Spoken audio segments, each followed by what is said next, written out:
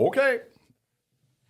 It is now time to finally reconvene with the most intelligent man ever to step onto a National Football League field. None other than Michael J. Morris. People have been clamoring, searching every internet site they could, looking to tap into his knowledge, and now you are about to get it. Ladies and gentlemen, Mike Morris and his very own podcast entitled Starstruck. Thank you, Jim. And of course, you could add more. You could add more, actually, if you want to keep going for a while. And you're right about everything you said. Everything I agree with. I think we can just keep going, though. You could keep going another 5 or 6 minutes, and then we could just, people would love it if you did, too. I am the most intelligent person that ever stepped on a football field or cornfield. I'm outstanding in my field. Anyway. I knew that was coming. Yeah, of course. I'm from Iowa. Hey. And joining us, a special guest who has been ducking and weaving and trying to hide from me for the past, give or take 3 or 4 months. Amanda Stender from Puichi Ace Hardware. And so thank you for joining us today. We've got Amanda in, and we are about to delve into this overseas. What would you call it? It was almost like a mission from God. For 2 weeks in a row, we were overseas, first time in NFL history. It was an overseas odyssey. That's what it was. I like that. Gee, you're the second smartest guy in football. I don't know how they did it, number one. I mean, if you hear Kevin O'Connell's speech after the game, after the Cleveland Brown game, he said, look, I know that we've been through it. We've been through everything. And you could tell it's just been a long haul for him, like a long haul.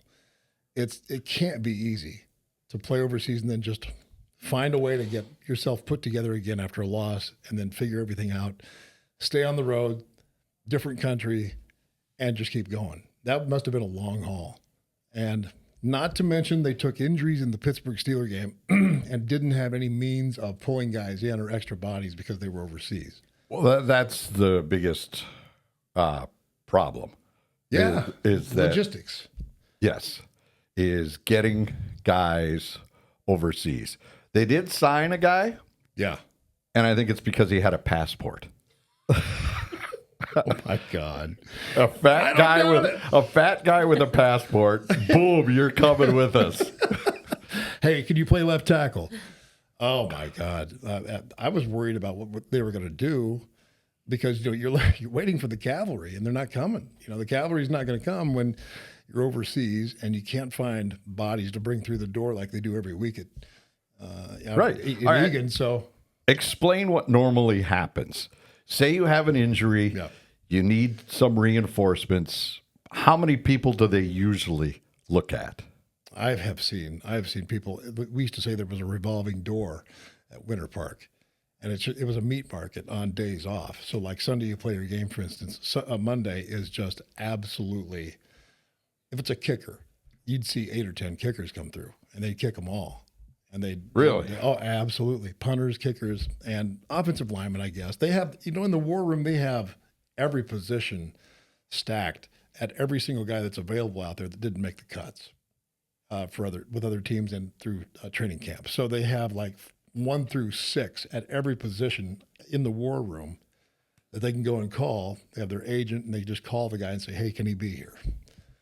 And that's what they do. They just go in and try and find someone, the best body they can find, at each position, and they have all that prioritized and value placed on each guy, and that's been the norm. You can't really do that when you're overseas like that for 2 weeks. So you've got 3 guys concussed, everything, and you got to find people that can step in. And if you can't get it through the second game, if you run out of backups at offensive line, you are down to a defensive lineman that's played in college, some offensive line in high school, anything. I've seen it happen. I've seen 4 centers go down in one game. 4 centers have gone down in one game when I was at the St. Louis Cardinals. Wow. Went through 4 of them in one game. What do? You're down to a guard that could play it, that knows enough about football to be able to go in and make calls, and you have to trust that you have two guards that know the game well enough that they can help you along and kind of keep you upright. And Brandel. I mean, they put Blake him Brandel? Yeah, because I mean they had to do that, and he was capable. He's a great utility guy, so they put him in. First time he ever played center. That's amazing.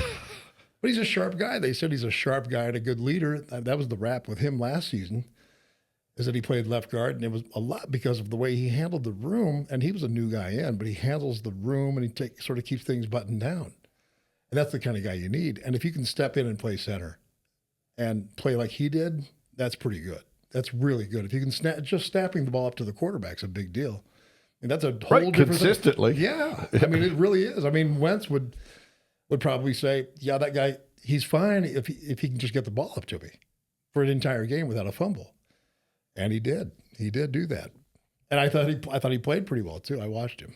Yeah, there was one on the ground that Wentz saved, that he bent down, picked it up, and then gave it to Mason late in the game and got them. I saw that. It was like, oh. Yeah, little yippee. That was a shotgun snap, right? Yes. And he ended up, it was right next to him on the ground. Yeah. So it's amazing he could even do that. I mean, when Burke got here, Pat Burke got here, they taught. I had to teach him how to shotgun snap and long snap because he didn't know how to do it. Out of Harvard, I thought he was so smart. Oh, he was so. I thought smart. he was so smart. Yeah, the guy really comes smart. from Harvard. Yeah, but he just. But you were smarter than him. Well, it's because I went to the Harvard of the Midwest, and he went to the Northeast Missouri State of the Northeast. So that's why it happened. Yeah. Anyway, he couldn't snap, and so Mike Tice grumbled to me. He said, "Go take Burke over there and teach him how to snap." Okay, all right, I'll do that. So it doesn't just come like that easily to everybody. So this guy Brandel, I think he did a great job. So and as far as the second game, after the injuries were all taken care of, and we sort of made it through this game, the game itself, I saw it this way.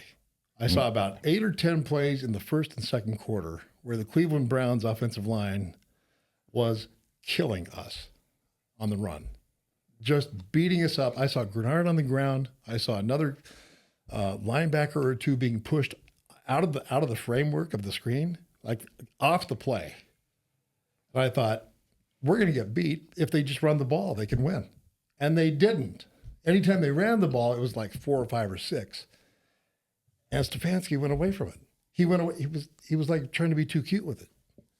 They were beating us up. I haven't seen that happen in a long time.